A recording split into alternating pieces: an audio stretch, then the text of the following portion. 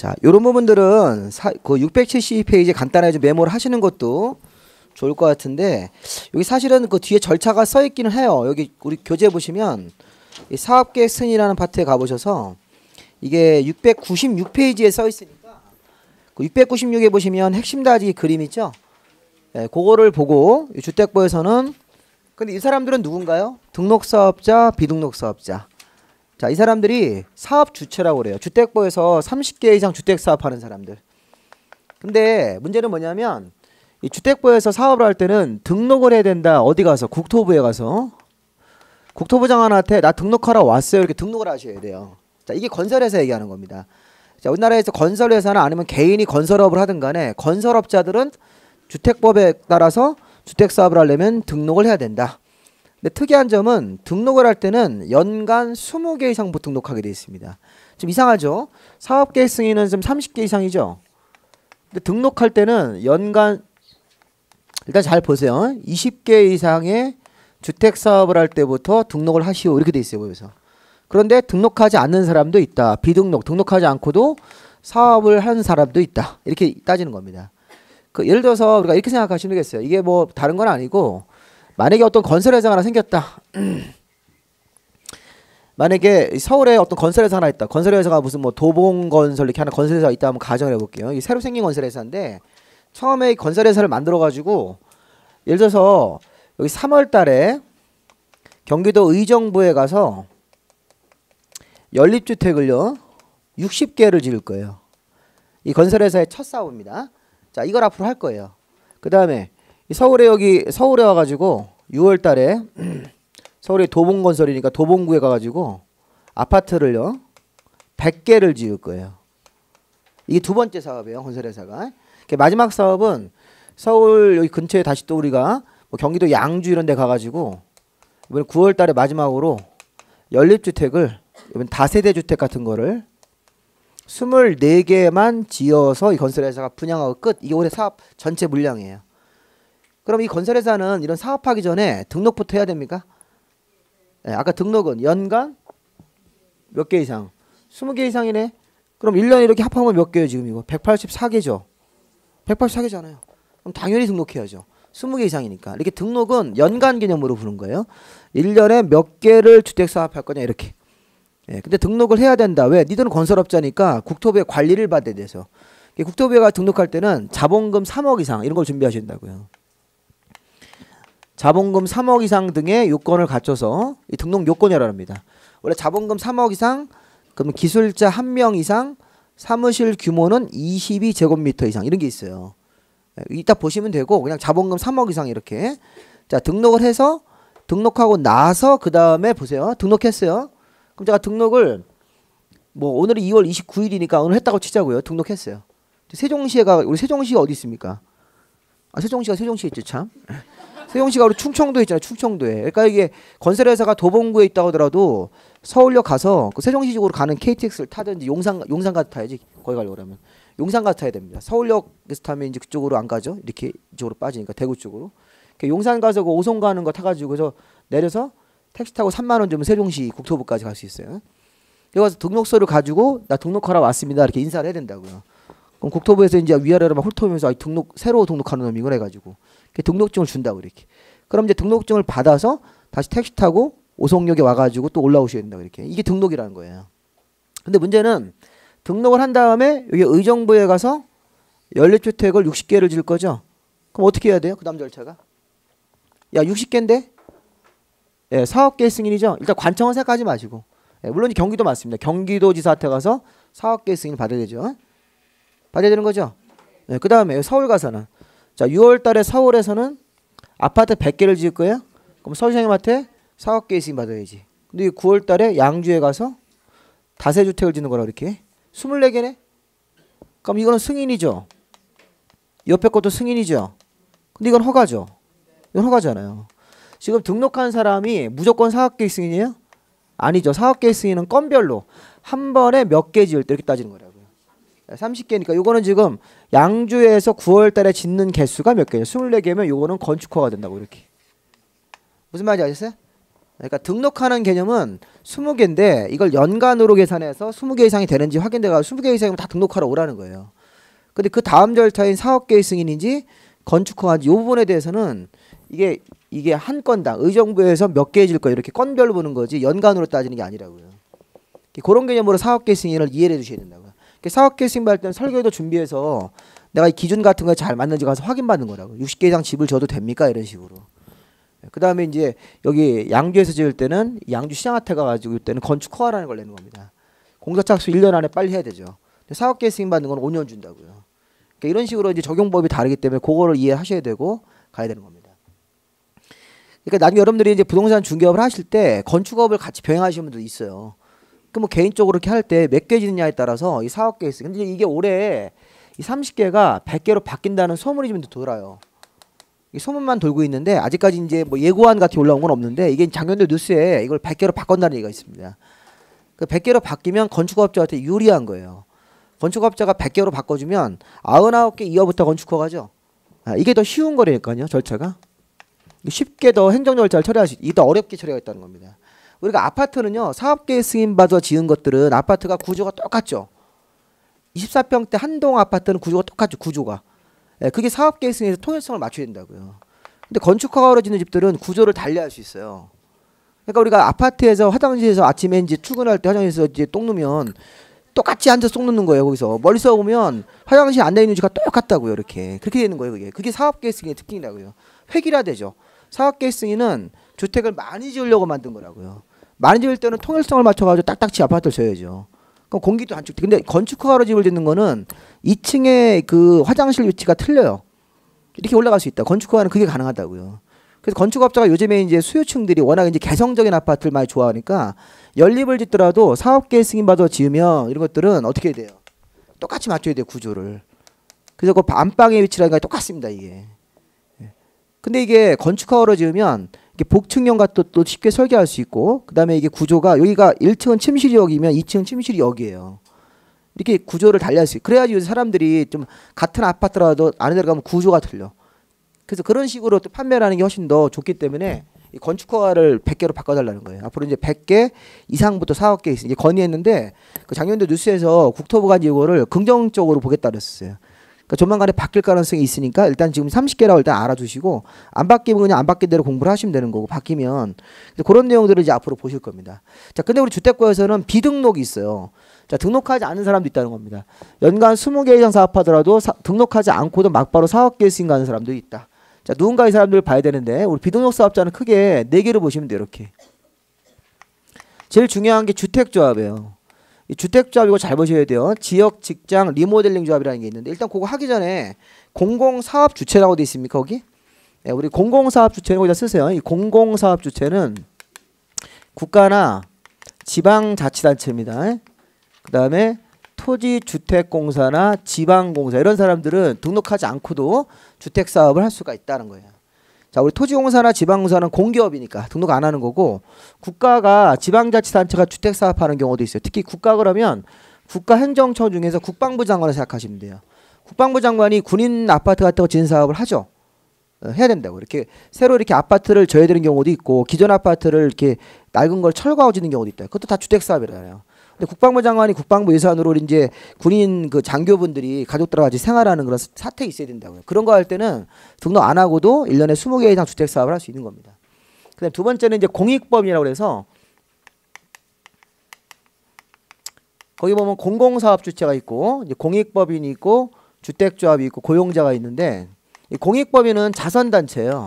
무슨 뭐 사랑의 집 짓기 운동 이런 게 있잖아요. 그거 해가지고 집을 지어서 그냥 무상으로 기부하죠. 그럼 느낌적으로 봤을 때 이런 여기 비영리 같은 사람들이면 이 사람들은 뭘까요? 영리겠죠. 영리. 돈 벌려고 하는 사람들입니까? 네, 영리. 건설업자들은 다 영리잖아요. 집을 지어서 팔아서 돈을 벌려는 사람들은 국토부가 관리를 해야 된다. 말 안 들으면 등록을 말소시킨다. 이렇게. 등록 말소가 등록 취소랑 같은 개념이라고요. 말 안 들으면 등록이 말소되면 1년에 20개 이상 사업을 못 하는 거예요. 19개까지만 사업하는 거죠. 그렇게 하죠. 우리 우리나라에서 민간 건설회사 중에 제일 많이 된 데가 삼성이에요. 삼성이 아파트 2만 개죠. 1년에. 옛날엔 3만 개까지 였는데 많이 줄었습니다. 사업량이. 그다음에 이제 우리 토지공사 같은 경우는 1년에 3만 개를 줘요. 아파트를. 우리 보통 1년에 아파트 건설량이 한 35만 개에서 30만 개 된다고요. 그 정도인데 삼성이 2만 개를 진다고요. 그다음에 이제 그 순위가 있지 않습니까? 아파트 많이 짓는 순위가 이렇게 나온다고요. 대기업 위주로. 그럼 삼성이 2만 개를 짓는데 삼성도 지금 등록 사업자예요? 등록 사업자죠. 1년에 2만 개 이상 2만 개 지면 당연히 20개 이상이 등록했을 거 아니에요. 근데 국토부가 지시하는 걸 잘 안 따르고 또 부실공사에서 큰 사고 난다든가 이런 거. 그리고 사고 터지면 등록이 말소가 돼 버린다고요. 그럼 2년간은 주택사업을 못 하는 거예요. 2년간은 등록이 말소되면 20개 이상 사업을 못 하는 거니까 그다음부터는 19개까지가 최대 짓는 양이 끝이라고요. 19개. 그럼 삼성이 2만 개 짓다가 19개 짓면 어떻게 돼요? 2년간은 문 내리라는 얘기죠. 이렇게 등록 사업자를 통제하는 겁니다. 우리 부동산 중개업 할 때도 자격증 따시면 뭐 하셔야 돼요? 사무실 개설, 등록. 그래서 뭐 어떤 위법사항이 있으면 등록 취소해 버리잖아요. 그럼 중개업을 일정 기간 못 하죠. 결격 사유가 되는 거니까. 이거 비슷한 개념입니다, 이게. 그러니까 건설업자가 되면 일단 등록부터 먼저 하셔야 되는데 비등록이 있다. 특히 여기서 중요한 거는 이 주택조합인데 지역조합, 자 이거 잘 보세요. 직장조합. 그다음에 따로 떼서 리모델링 조합이에요. 이렇게. 자, 리모델링 조합은 기존 지역 직장이랑 약간 좀 성격이 달라서 그래요. 좀 다름을 달리 보는 건데 이 지역 직장 조합이 누구냐 하면 같은 지역에 사는 주민이 모인다. 같은 직장의 근로자들이 모인다. 자, 누가 모여 이렇게 물어봤더니 주로 무주택자들이 모여서 돈을 걷는 거야. 주로 무주택자나 이따 배우실 건데 85제곱미터 이하를 한 채 가진 사람도 들어올 수 있어요. 자기 집을 팔고 새 집으로 이사 가려고. 자, 일단 이건 생각하지 마시고 집이 없는 사람들이 조합원으로 들어오는 거야. 같은 지역 조합. 그럼 이제 같은 지역이 서울, 인천, 경기도가 같은 지역이에요. 좀 지역이 좀 넓어졌어요. 옛날에는 서울시만 같은 지역으로 봤는데 이게 3년 전에 개정돼 가지고 서울, 인천, 경기도는 다 같은 지역으로 봐줍니다. 그러면 예를 들어서 지역 조합 모집할 때 100명이 조합원이 모였어요. 집이 없는 사람들이 100명이 모였다. 100명이 모여서 돈 내야 돼, 안 내야 돼요? 돈 안 내요? 조합원 들어올 때 집도 없고 돈도 없고 조합원들은 아파트 뭐 공짜로 막 줘요? 그런 거 아니잖아요. 그렇죠? 당연히 돈이 있어야 되겠죠. 돈을 내셔야 되는 거야. 돈을 개인당 2억씩 냈어요. 일단 2억씩 냈어요. 서울에도 도봉구 쌍문동에다가 이제 여기서 뭐라 합니까? 보세요. 200억 생겼죠? 그럼 서울에다가 지역조합 아파트를 내면 서울의 강남에다 못 하는 거예요. 땅값이 비싸서. 여기서도 지주작업해야죠. 아까 건설회사가 사업계획 승인받을 때 지주작업 판단했었죠? 지역 직장조합도 지주작업 하셔야 돼요. 왜냐하면 집이 없는 사람들이 모였습니까? 그 사람들이 모여서 돈을 냈다. 200억이라는 돈이 모여졌다. 그럼 그중에서 100억이나 150억을 떼가지고 서울에다가 땅을 사는 거예요. 근데 땅을 산다는 개념이 뭐냐면 결국에는 주택을 사면 돼요. 서울의 그 쌍문동에 도봉구 쌍문들이 좀 집값이 상대적으로 싸잖아요. 변들이니까. 그런데 집을 사가지고 집을 철거하면 땅이 생기죠. 그렇죠? 그게 지주작업이에요. 그렇게 현실적으로 하시면 돼요. 그래서 집을 한 몇십 개를 사가지고 그걸 다 철거해가지고 아파트질 부지를 마련해서 아파트를 150개를 줘요. 이게 설계낼 수 있습니까? 그럼 150개인데 조합원은 몇 명? 100명이니까 이 50개는 일반 분양이 된다고요. 그러니까 일반 분양 해가지고 남는 돈이 들어오면 그 돈 가지고 이제 건설비에 보태면 되는 거예요. 이게 지역조합 사업이라고요. 그러니까 지역조합 아파트 사업은 대부분 위치가 안 좋아요. 위치가 서울의 중심지 이런 데는 못 한다고요. 땅값이 비싸기 때문에 지주작업이라는 걸 해야 된다고요. 제가 지금 지주작업을 2번 얘기했어요. 등록사업자는 사업계획 승인 넣기 전에 대지소유권을 확보해야 됩니까? 그러니까 지주작업이라는 걸 해서 지주들이 굉장히 그 가격을 비싸게 불러서 건설회사가 입장 난처하다는 얘기예요. 근데 지역 직장조합도 마찬가지예요. 지역 직장조합도 그럼 우리 여기서 보세요. 이런 토지공사나 지방공사나 국방부 이런 데서는 지주작업 해야 하네요. 안 하죠. 이분들은 수용권 있다고요.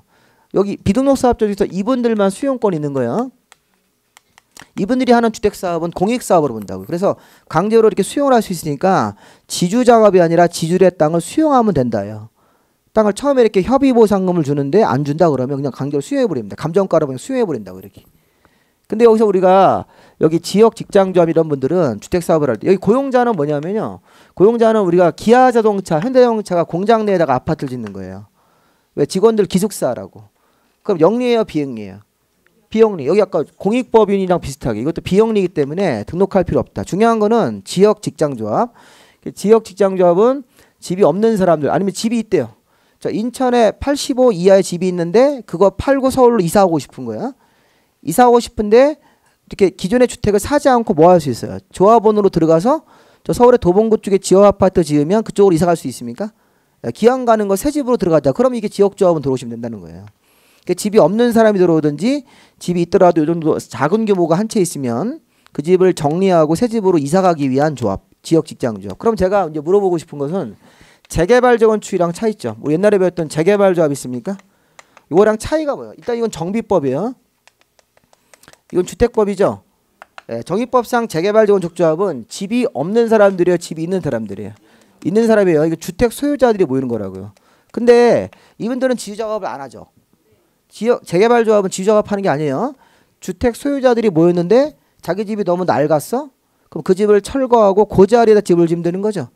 이건 지주 작업이 필요 없네. 이게 가장 결정적 차이라고요. 지주 작업이라는 게 있다 없다 그 차이 가지고 재개발 조합하고 주택 조합을 구별할 줄 아셔야 된다고요. 지역 직장 조합은 돈을 모아서 여기 돈 중에 일부를 가지고 지주 작업이라는 걸 해야 되는 거예요. 해야죠. 이 해야지 짓질 땅이 준비가 되고 그거 가지고 사업계획 승인을 받으러 가야 된다고요. 사업계획 승인 받을 때는 대지 소유권을 확보해라. 그럼 건설에도 확보한 다음에 사업계획 승인 넣고 지역 직장조합도 사업계획 승인을 받아야 되니까 그게 필요하다. 근데 재건축 재개발 조합에 가서는 걔네들은 자기 집이 있는데 그 집이 낡았으니까 그 집을 철거한다. 그 땅에다가 집을 바로 지으면 되잖아요. 지주작업이 필요 없는 거라고요. 그래서 이게 법이 틀린 거라고요. 하나는 지역 직장조합은 주택법, 땅을 마련해서 주택사업을 가는 거고 이 사람들 기존에 있는 자기들 땅에다가 집 짓는 사업이고 그러니까 성격이 완전히 다르니까 법을 따로따로 취급한다고요. 근데 결론적으로는 조합은 되면 아파트를 받는 거죠. 추가 부담금 내고 아파트를 받는 건 맞아요. 결론이 비슷하니까 헷갈린다고 계속 이게 지역 직장 조합이 뭔지 재건축 재개발 조합이 뭔지를 계속 헷갈리니까 나중에 실무가면 누가 알려주지도 않고 우리 학원에서만 알려주고 이렇게. 그러니까 이거를 설명을 제대로 할 줄 아는 분이 많지가 않다고요. 가장 기본적 차이가 지주 작업을 하냐 안 하냐 이 차이밖에 없는 겁니다. 이게. 그래서 이제 본질적인 건 비슷해요. 조합원 돼서 추가 부담금을 내 가지고 기존에 있는 아파트 집 대신 새로운 주택을 받는다. 대신 이거는 기존 주택이 있는 사람들은 아니고 최초로 집을 마련한 사람들이 있고 기존 집을 팔고 새 집으로 들어가는 사람들도 조합은 들어올 수 있다. 이렇게 되는 겁니다. 리모델링 조합은 누구예요? 리모델링 조합은 집이 있는 사람들이 여기 재건축 사업이 어려우니까 우리 고치는 사업을 하자. 이거 리모델링 조합이죠. 자, 이거는 지역 직장 조합은 집이 없는 사람들이 모인다. 이거는 집이 있는 공동주택 소유자가 집을 고치기 위한 조합. 이거는 고치기 위한 조합. 고친다는 조합이라고요. 물론 요즘에 리모델링을 하면서 추가적으로 주택을 더 건설할 수도 있어요. 이게 이제 리모델링을 이제 증축 형태로 해가지고선 주택을 기존 세대 500세대에서 575세대까지 이렇게 15% 증가하는 경우가 있습니다. 근데 어쨌든 본질적으로는 리모델링은 고치는 거야. 고치는 거죠. 그러니까 지역 직장이랑 사실 성격이 좀 다르다고요. 그래서 사실은 지역 직장 조합은 사업계획 승인 받으러 가야 됩니까? 예, 거기 보세요. 그 순서가 그 지역 직장 조합은 비등록 사업자죠. 일단 거기 보면 그 교재 696페이지 그 696으로 다시 와보십시오. 696에 제가 그림에서 그 공공사업주체 공익보험 밑에 지역 직장조합은 설립인가라는 걸 받으면 돼요. 조합 설립인가라는 것만 받으면 조합이 설립돼요. 거기다 쓰세요. 등기 없다. 자, 등기 안 하면 이 조합은 법인이에요? 법인 아니에요? 법인 아니에요. 이건 법인 아닌 성격으로 본다고요. 지역 직장조합은 설립인가를 받으면 설립이 된다. 그럼 등기는 하지 않는다. 그 회색 부분 거기 지역 직장조합을 지금 보고 있는 거라고요. 그러면 등기하지 않고 법인이 아닌 단체로 사업은 추진한다 이런 얘기예요. 우리 옛날에 재건축 재개발조합은 법인으로 만들어도 추진했죠. 네, 그 법적인 성격이 좀 다르다는 겁니다. 자, 또 하나는 지역 직장조합 오른쪽에 보시면 리모델링 조합이 있습니까? 자, 리모델링 조합은 밑에 30개 미만으로 세수가 증가하면 리모델링 허가, 30개 이상 증가하면 사업계획 승인이죠. 자, 지역 직장조합은 지주작업해서 땅을 확보해가지고 무조건 사업계획 승인으로 가는 거예요. 지역 직장조합은 사업계획 승인으로 가야 됩니까? 가야 되죠.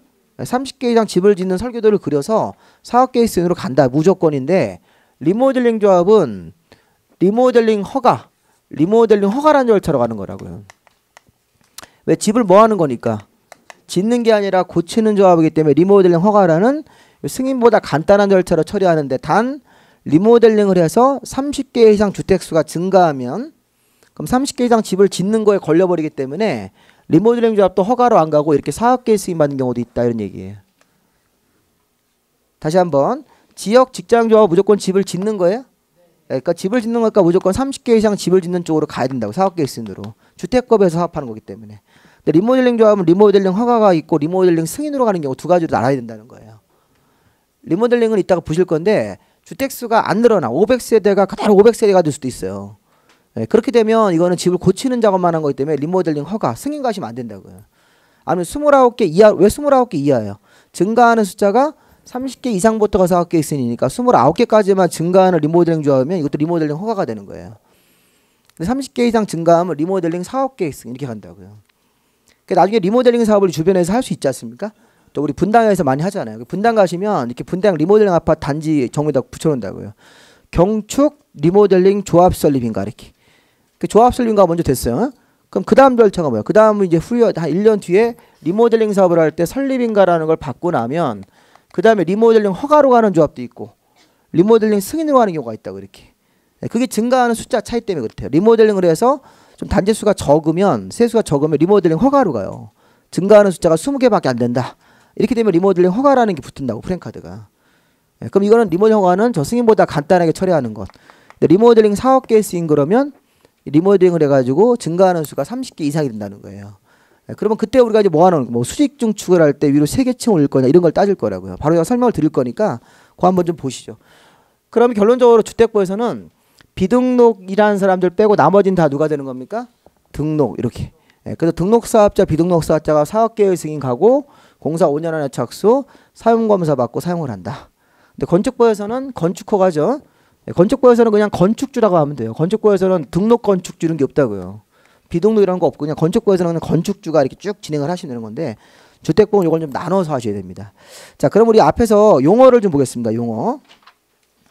자, 여기까지는 이제 시험 문제 잘 나오는 부분이지만 사실은 주택법이 등록사업자 한 문제 여기 뭐 주택조합 같은 거에서 분명히 시험 문제가 이게 작년도에는 지역 직장 하나 내고 리모델링 조합을 따로따로 한 문제씩 냈습니다. 이게. 네, 그래서 이렇게 해서 여기 사업계 수인까지 보통 한 4개에서 5문제는 꼭 나온다 이쪽에서. 최소 한 4개는 나올 거고 그 다음에 앞에 용어에서 2문제가 나오니까 그 용어에서 한두 문제를 꼭 좀 보셔야 됩니다. 자, 일단 주택부에서 가장 중요한 용어는 거기 673페이지로 한번 와보십시오. 자, 이거 좀 이따 설명 다시 한번 드리고 자, 주택부에서 용어 정리 보시면 주택법상 주택이라는 용어 안에는 이렇게 돼 있어요. 주택법상 주택에는 부속토지까지 포함한다 이 개념이에요. 시험에 나오는 게 주택법상 주택은 세대원이 장기간 독립적으로 주거 생활을 할 수 있는 건물의 전부 일부 및 부속토지다 이렇게 돼 있습니까? 그러니까 독립적으로 주거 생활을 할 수 있는 건물만 말하는 게 아니라 건물의 전부 및 토지까지를 주택으로 포함시키는 거예요. 주택법상 주택 개념에는 부속 토지까지를 주택으로 포함시킨다. 시험 문제에서 주택법상 주택에는 부속 토지는 제외한다 이렇게 하면 틀리다는 거예요. 그렇게 문제를 하나 만들어 오셔야 돼요. 자, 두 번째, 주택의 종류는 단독주택을 30개 이상 짓든 공동주택을 30개 이상 짓든 다 주택법 적용을 받습니다. 근데 그 공동주택에서는 기숙사가 빠진다 이게 또 중요한 개념이에요. 그 아파트 연립 다세대까지만 들어가는 거죠. 예, 기숙사는 포함되지 않는다. 이렇게. 그 아파트의 뜻, 연립의 뜻, 다세대 뜻은 다 확인할 수 있죠. 아파트가 주택으로 쓰는 층이 5개 층 이상이면 면적은 안 보고 무조건 다 아파트다. 예, 아파트는 주택으로 쓰는 층이 5개 이상 나오셔야 돼요. 주상복합 상관없어요.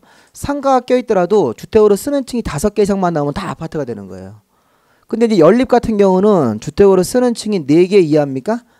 예, 그러면서 주택으로 쓰는 한 개동의 면적의 합이 660을 초과, 그 다음 660 이하면 다세대가 되는 거죠. 예, 그래서 그거는 우리가 어떤 빌라를 이걸 연립으로 볼 건지 다세대로 볼 건지는 사이즈를 볼 수밖에 없어요. 어떤 모양으로 써있고 그러지 않다고요. 모양에 따라서 뭐 연립이 이런 거 없어요. 세대수 같은 거 없는 거예요. 그냥 주택으로 쓰는 면적을 보셔야 돼요. 면적. 그거를 장부를 서류를 보고 면적이 얼마냐에 따라서 이걸 다세대로 분류할 수도 있고 연립으로 분류하는 거지. 그래서 가끔 보면 뭐 정문에 이렇게 무슨 연립이라고 붙여놔 이렇게. 근데 그 실제 면적을 보면 다세대가 될 수도 있다는 겁니다 이게. 그러니까 연립이라고 써야지 다세보다 좀 있어 보일까봐 뭐 연립이나 다 똑같은데 또 그렇게 쓰는 데가 있어. 무슨 연립 뭐 이런 식으로 해가지고. 근데 그게 뭐 경우에 따라 뭐 맨션 옛날에 뭐 맨션 그랬지 않습니까? 그 지금 그런 말 안 쓰는데 옛날에 무슨 맨션 산다 그러면 그 굉장히 그 정체불명의 그런 표현을 쓰는데 이게 아파트 아니면 연립 아니면 다세대입니다 이게. 세 개 중에 하나입니다. 빌라, 맨션, 뭐 주상복합 연립 이런 거 다 그거는 옳은 용어가 아니고 이게 아파트인지 연립인지 다세인지 그것만 가지고 법에서만 구별하는 겁니다. 자, 그 다음에 뒤에 가보시면 자금에 의한 분류라 해서 국민주택, 국민주택 등 민영주택을 조금 봐야 되는데, 자, 우리 이런 거 잘 보십시오. 국민주택이라는 게 있고, 우리 국민주택은 서민들을 위해서 우리 이제 주로 이제 이 그 주택을 많이 이제 공급할 때 서민들을 위한 그런 용어로 많이 나가는 건데, 이 국민주택에 대한 정의가 토지공사가 진다는 말이 없어요. 주택공사가 짓고 그런 게 아니, 토지주택공사 짓는 게 아니라 그 기금 지원을 받습니까? 네, 주택 도시기금 지원을 받아서 사이즈를 얼마로 짓는 거예요? 전용면적 85 이하로 지으면 한 채당 1호 1세대당 전용 85 이하. 자, 우리 작년까지는 국민주택 기금이었는데 이름이 바뀌었어요. 주택도시기금으로. 자, 국토교통부 장관님이 우리 서민 주택 사업을 하기 위해서 정책 자금을 모은 돈이 주택도시기금인데, 국토부 장관님이 주택 정책을 하기 위한 돈이에요. 돈. 서민들을 위한. 그 기금 지원을 받아서 주택 한 개당 사이즈가 전용 면적 85 이하면 국민주택이죠. 자, 우리 85는 평으로 한 사람은 얼마예요? 25.7평. 이 전용 면적이라고요. 이렇게. 우리 아파트 살 때는 뭐로 사요? 여기다가 공용 부분 포함시키죠. 공용 부분이 보통 한 6평 추가된다고요.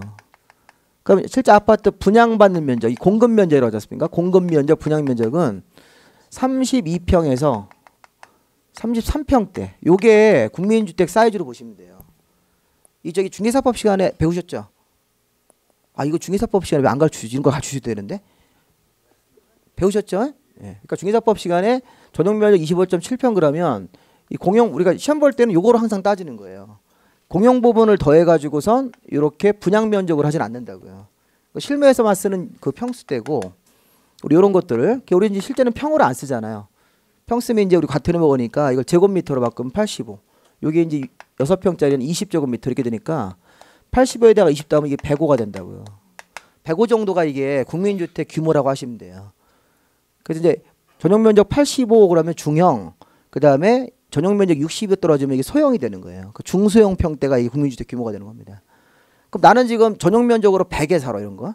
제가 전용 면적 120에 살아요, 지금 현재. 제가 저 서울 변두리 아파트 하나 저기 해가지고 제가 지금 전용 면적 120에요. 네? 그러면 여기다 공용 부분 한 40도 하면 제가 160에 살고 있다고요. 소위 말하는 59평대 아파트 제가 살고 있다고요. 되게 넓어 50평대 막 뛰어다녀도 돼요. 여기서. 골프채도 막 휘둘러도 돼요. 아, 여기 높아가지고 안 부딪힙니다. 이렇게. 그래서 저희 애가 이제 막 뛰어요. 1층이니까 막 뛰라고 일부러 그런 거예요. 실컷 뛰어라. 막 굴르고 막 해도 상관없습니다. 밑에 층에 울리는 게 없으니까. 그 저희 집 2층도 굉장히 많이 뛰거든요, 애들이 막 뛰어요. 다다다 뜁니다. 근데 그냥 저는 괜찮더라고요. 그 위에서 뛰는 거 뛴다고 생각하면 되지. 뭐 이렇게 그걸 근데 이제 사람에 따라 좀 그런 게 민감하신 분들 계신데, 저는 애들 뛰면 잘 뛴다고 생각하고만 하는데 근데 좀 그런 걸 좀 민감하게 받아들이시는 분들 계시더라고요. 근데 어쨌든 간에 우리가 전용 면적으로 따지는 게 중요한 겁니다. 그러면 그 국민주택은 시험 낼 때 토지공사가 지은 85 이하 그러면 틀리는 거야. 누가 삼성이 줘도 돼. 삼성이든 토지공사든 기금만 지원받아서 한 세대당 전용 85 이하 지으면 다 국민주택을 보셔야 돼요. 누가 짓는 게 중요하지 않다고요. 국민주택은 반드시 임대주택이다 이런 말도 안 돼요. 분양으로 하든 임대로 하든 그거는 짓는 사람들 마음이에요. 선택할 수 있다는 겁니다. 소비자들이 원하는 상품을 만들면 되는 거니까. 기금 지원받아 85야. 근데 문제는 뭐냐면 국민주택 밑에 민영주택이라는 게 있습니까? 자, 실무 가면 민영주택은 민간이 준 주택 그러면 틀려요. 그렇게 쓰는데 그런 말 쓰면 안 된다고요. 자, 사실은 이게 민영주택이 국민주택 등을 제외한 거래요. 국민주택을 제외한 게 아니라 국민주택 등을 제외하면 나머지가 민영이래요. 국민주택 등을 제외하면. 지금 보시면 이렇게 돼 있어요. 중간에 보시면 국민주택 등이라는 용어가 있습니까? 요거를 이해를 하셔야 돼요. 국민주택 등이 뭐냐. 자, 국민주택 등은 지금 보면 국민주택과 국가나 지자체, 토지공사, 지방공사가 건설하는 주택 아니면 임대주택이에요. 민간건설 임대든 뭐 공공임대든 간에 임대주택인데 사이즈가 85 이하로 끝나는 게 있다. 이게 무슨 얘기냐면요. 잘 보세요. 국민주택 등이란 기존의 국민주택에다가 여기다가 추가로 하나 더 더해 주라는 거예요. 이렇게 추가로 하나 더 더해 줘라. 그게 뭔가 봤더니 국가나 지방자치단체, 토지주택공사나 지방공사가 건설하는 주택이나 임대주택인데 여기 사이즈가 85 이하로 되어 있습니까? 요렇게. 자, 그러면 잘 보시면 아까 국민주택은 요 그대로 내려와서 기금 지원을 받아서 85 이하로 졌다는 뜻이에요. 이런 거하고 요거는 토지공사나 지방공사나 국방부가 자기 돈 가지고 토지공사가 자기 돈 가지고 지은 85 이하 주택도 있다는 거야. 자기 돈 가지고 지은 85 이하로 지은 거라고. 이건 지금 국민주택은 아니죠. 돈이 토지공사나 지방공사가 줬다고 그랬지 거기 기금 지었단 말이 없잖아요. 그 후단에는. 그럼 이 얘기는 토지공사나 지방공사가 자기 돈 가지고 지은 85 이하짜리 요거를 이렇게 합해주면 요거하고 그러니까 요건 국민주택과 유사한 거죠. 유사한 거. 국민주택과 유사한 거하고 기존의 국민주택을 합쳐주면 국민주택 등이 된다고요. 국민주택은 기금 지원을 꼭 받아야 돼. 그리고 사이즈는 85 이하를 맞췄다.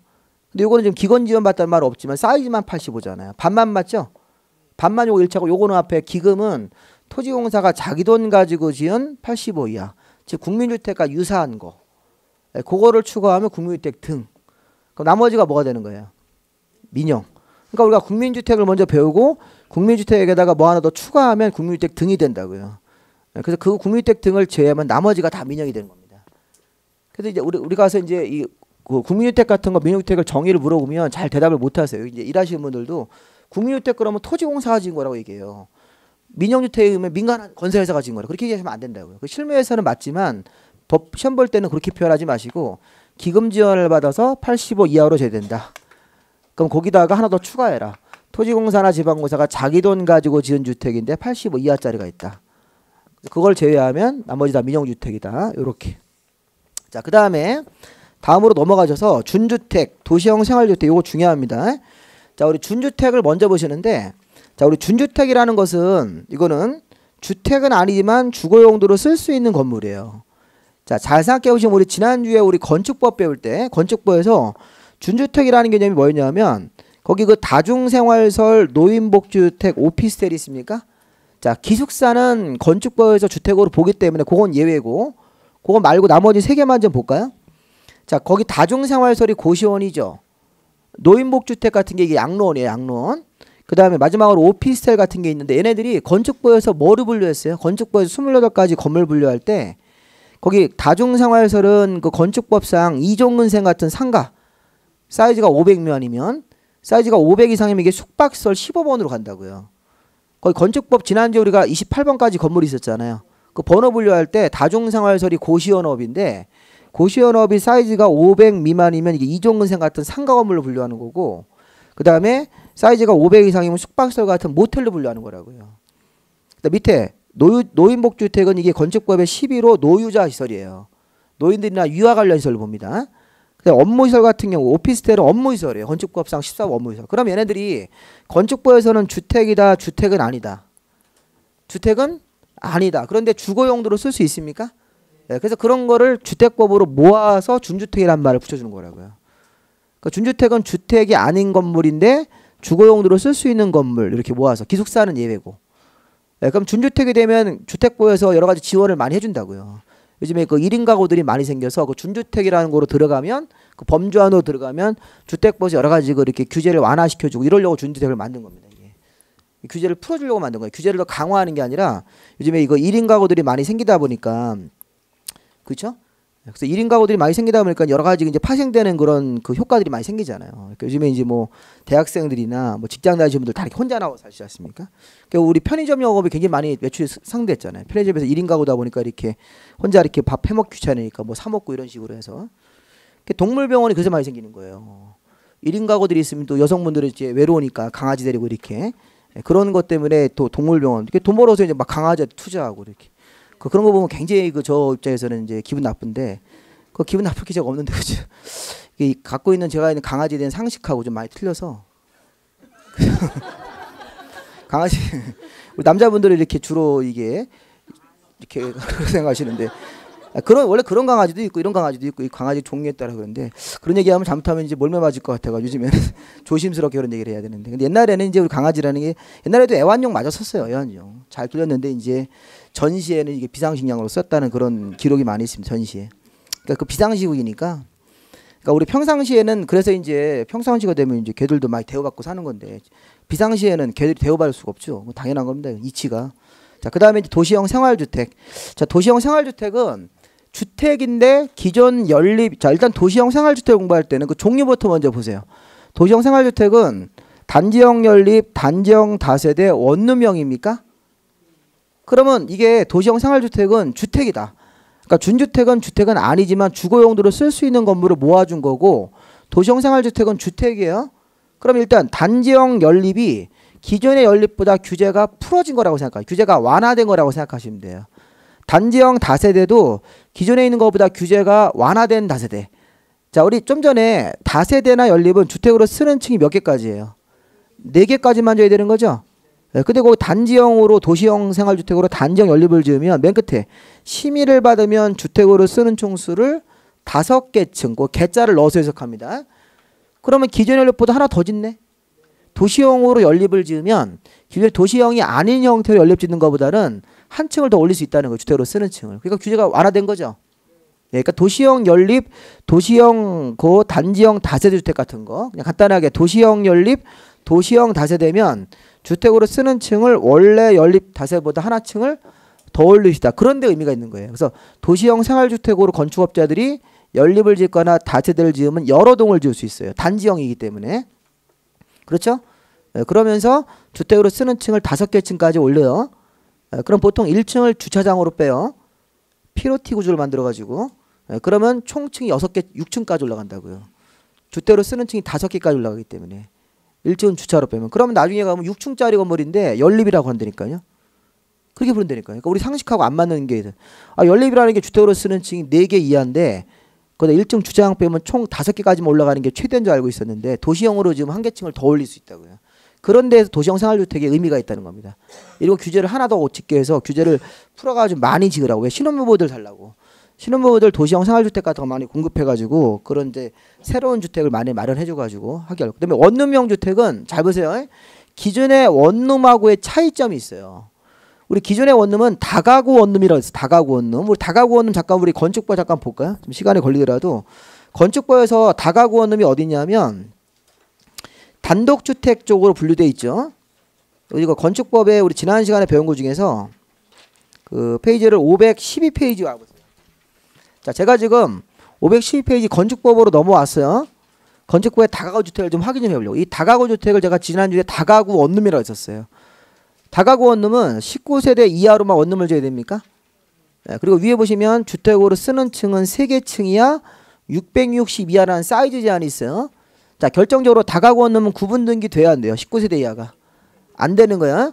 다가구 원룸 보통 4층 져가지고 1층을 주차장으로 빼고 2, 3, 4 이렇게 3개만 주거용으로 쓰고 거기 뭐 이렇게 202호, 202호 방이 구분 등기가 안 되는 원룸이라고요. 그럼 그런 원룸이 너무 소규모니까 대규모로 원룸을 왕창 져라. 이게 도시형 생활주택의 도시형 원룸이라고요. 좀 도시형 생활주택 다시 한번 와보시죠. 도시형 생활주택은 자 675페이지로 다시 오셔가지고 그 도시형 원룸이 있습니까? 다시 도시형 원룸은 이렇게 지으면 돼요. 일단 층수 제한 없다고 써요. 층수 제한 없다. 도시형 원룸은 층수에 제한이 없어요. 아까 다가구 원룸은 제가 볼게요. 써겠습니다.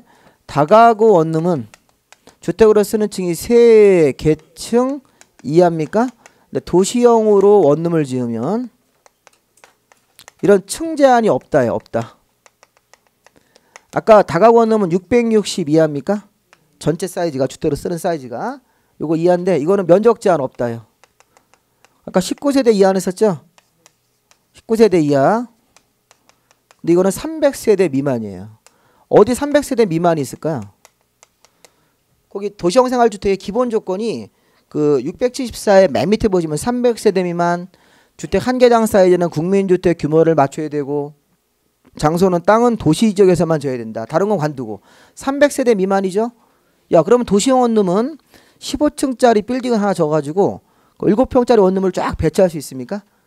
네, 그래가지고 원룸 개수를 200개를 진 거예요. 그렇게 할 수 있다는 거 이게. 원룸을 대량으로 공급하기 위해서. 그 결정적 차이점. 얘는 구분 등기 돼요. 구분 등기가 되는 원룸이라고요. 그거다고 메모하세요. 여기 도시형 생활주택으로 오셔서 도시형 생활주택의 그 원룸형 주택은 구분 등기가 된다. 도시형 생활주택의 원룸은 구분등기 되는 거야. 다가구 원룸은 구분등기 안 되잖아요 지금. 구분등기가 안 되니까 얘네들은 단독주택으로 보는데 도시형 생활주택은 공동주택이라고요. 이 공동주택으로 분류하셔야 돼요. 단지형 연립, 단지형 다세대, 원룸형 주택 모두 다 공동주택입니다. 그럼 도시형 원룸은 특징이 이렇다는 거예요. 300세대 미만입니까? 층제한이 없어요? 네, 그래가지고 막 20층짜리 원룸이 생긴 거예요. 큰 대로변에. 네, 그러다가 20짜리 원룸인데 원룸 개수가 막 200개. 구분등기가 됩니까? 네, 그럼 그 301호 자체를 매매할 수 있다는 거예요. 7평짜리 원룸을 매매할 수 있다니까요. 네, 이런 상품이 도시형 생활주택 상품이라고요. 원룸형. 그럼 301호가 또 얼마에 팔려? 1억에 내놨다. 원룸 1억에.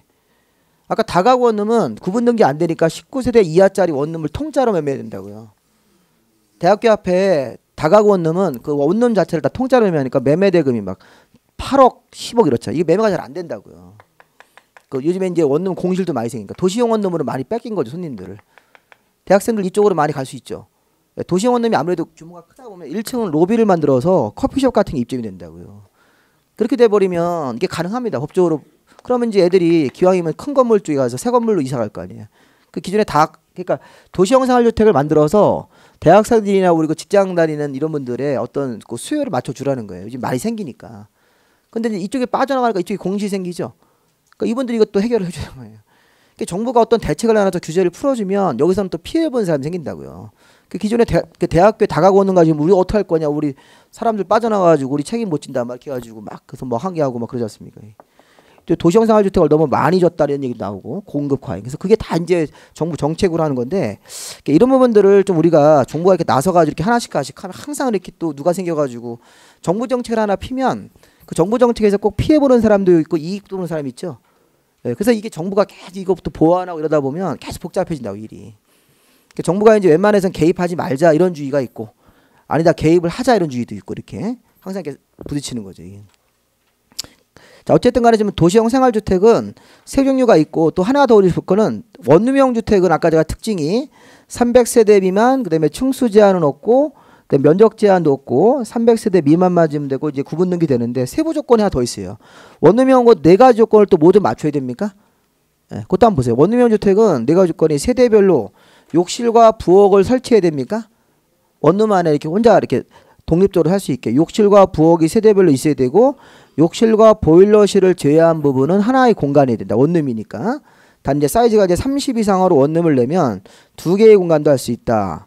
근데 원룸 사이즈는 14에서 50이라는 구체적 사이즈를 맞추셔야 돼요. 아까 국민주택 규모를 맞추되 14에서 50이라는 사이즈. 자, 원룸에는 지하층에는 원룸 설치해서는 안 된다. 우리 옛날에 시험 문제가 뭐였냐면 원룸형 주택에 대한 설명으로 틀린 것, 욕실과 부엌을 제외하면 하나의 공간이 된다. 이거 맞아요, 틀려요? 욕실과 보일러실을 제외하면 하나의 공간이죠. 근데 보일러실을 그 위에 있는 문장 부엌으로 바꾼 거라고요. 그렇게 얌체같이 문제를 냈어요. 에?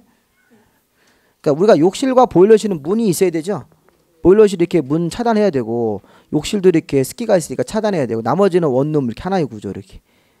욕실과 부엌은 별도로 이렇게 원룸 안에 있어야 된다. 자, 원룸의 사이즈는 12에서 50 사이를 맞춰야 되는 거죠. 14에서 50이라고 이렇게 낼 수도 있고. 그죠? 네. 그러니까 도시형 생활주택은 문제를 낼 게 굉장히 다양하기 때문에 이거 좀 잘 좀 보셔야 됩니다. 이 도시형 생활주택 은근히 어렵습니다. 이게. 그러니까 도시형 생활주택 개념은 기존의 연립보다 어떤 좋은 점이 있냐. 단지형 연립. 기존의 다세대보다 좋은 게 뭐냐. 기존의 다가구 원룸보다 좋은 게 뭐냐. 이게 장점들만 쭉 나열한 게 도시형 생활주택이라. 규제를 풀어주는 거기 때문에. 그런 개념으로 정리를 해야지. 안 그러면 이게 기존의 다가구 원룸하고 막 헷갈리는 거 무슨 원룸인지 도대체 구별을 못 한다고요. 구분등기가 되는 원룸이야. 도시형 원룸은. 자, 그 다음에 넘기십시오. 자, 뒤에 보시면 공공의 택지.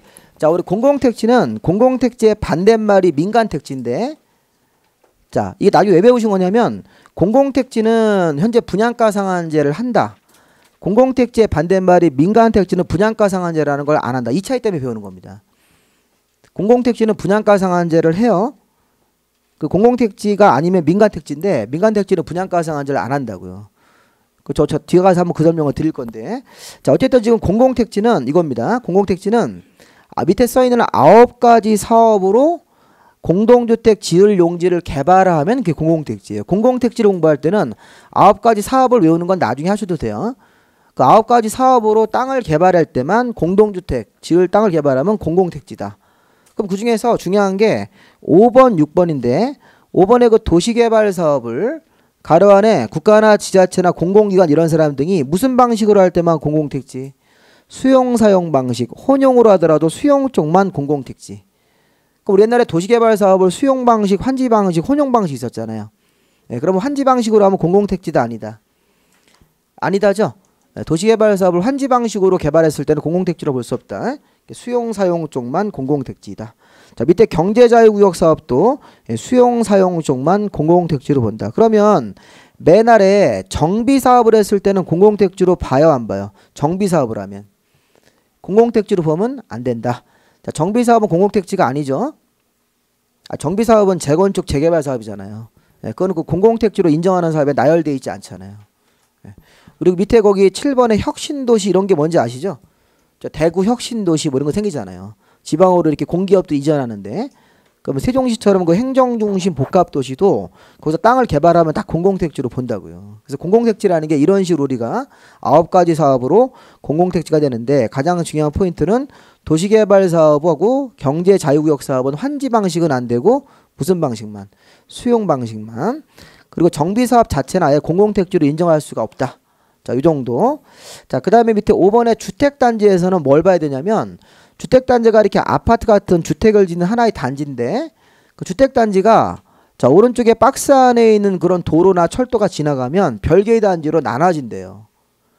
그러니까 철도나 고속도로가 주택단지로 지나간다면 그럼 별개의 단지로 나눠진다 이런 얘기예요. 자동차 도용도로. 자, 폭이 20m 이상 일반 도로라고 있습니까? 자, 폭이 8m 이상 도시계획 예정도로. 그럼 시험의 포인트는 이거예요. 만약에 12m라는 거, 12m짜리. 12m짜리 폭의 너비에 12m짜리 너비로 일반 도로가 지나가면 이게 지금 별개의 단지로 나눠질 수 있습니까? 없습니까? 없다죠. 왜냐하면 일반 도로는 폭이 20m 이상 이렇게 돼야 되는 거니까. 근데 폭이 12m짜리 도시계획 예정도로면 이렇게 도시계획 예정도로가 지나가면 별개의 단지가 되는 거야? 되는 거죠? 네, 폭이 20m 이상 일반 도로 말고 폭이 8m 이상 도시계획 예정도로 있으니까 12m짜리 예정도로 나오면 별개의 단지로 나눠지는 거야. 네, 이게 시험 문제라고요. 그래서 그 폭을 20m 이상도 있고 8m 이상이니까 그 도로 이름에 따라서 별개의 단지로 나눠질 수 있는 도로인지 아닌지 그걸 구별하는 게 시험 문제 포인트입니다. 자, 그 다음에 이제 7번의 부대시설, 복리시설은 이건 쉬운 거. 자, 주택단지 안에 사람이 별로 없는 장소는 부대. 사람이 많이 모여있으면 복리입니다. 이런 건 틀리시면 안 돼요. 자, 뒤에 부대 가보면 주차장 관리사무소 이런 게 있습니까? 주차장 관리사무소 담장 이런 거. 우리 아파트 단지 안에 주차장 있죠? 그 사람이 많이 모여있어요? 모여있어요? 주차장에? 아니죠. 차 대고 바로 나오는 사람밖에 없지. 뭘 모여있어요. 관리사무소는 주민이 모이는 게 아니라 일하는 사람들이 있죠. 그 직원들. 그 다음에 담장. 주택단지 안에 담장이나 도로에 사람들이 모여있을 일이 뭐 있어요. 예비 훈련 받는 것도 아니고. 그럼 거기 복리시설. 복리시설 사람들이 많이 모여있네. 입주민들이 모여서 뭔 일을 하죠. 낮에. 그 주민운동시설, 경로당, 유치원, 어린이 놀이터, 근린생활시설. 우리 근린생활시설이 아파트 단지 내 상가라고요. 그러니까 이런 부분들은 복리로 보는 거죠. 그 다음 종 복리시설이 아닌 것 그럼 답이 관리사무소라고요. 주차장 같은 거. 다음 종 부대시설이 아닌 것 그러면 어린이 놀이터라든가 경로당을 답으로 만들어준다고요. 이런 거 초록색으로 읽어보면 보셔도 충분히 맞출 수 있으니까 자, 이 정도까지만 보시면 되겠습니다. 쉬었다가 뒤에 조금 더 해서 주택법 이거 아까 본 것들이니까 부연 설명을 제가 드리는 식으로 해가지고 주택법을 마무리하겠습니다.